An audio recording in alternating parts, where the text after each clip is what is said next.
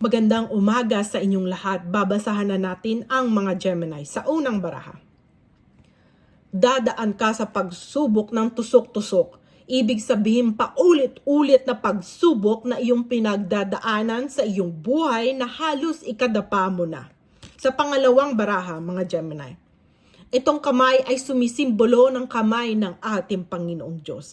Ibig sabihin, pagkatapos ng paulit-ulit na pagsubok, makakamit mo na ang tagumpay sa iyong buhay, sa lahat ng mga pinapangarap mo sa iyong buhay, mga Gemini.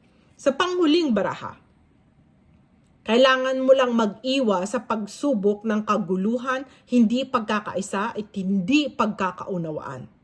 Mag-iwas ka sa pagsubok na ito. Para makamit mo ang tagumpay, mag-iwas ka sa mga kaguluhan, hindi pagkakaisa at hindi pagkakaunawaan. Ang mga taong toxic, mag-iwas ka at mga negative na hindi nakakabuti sa iyong buhay.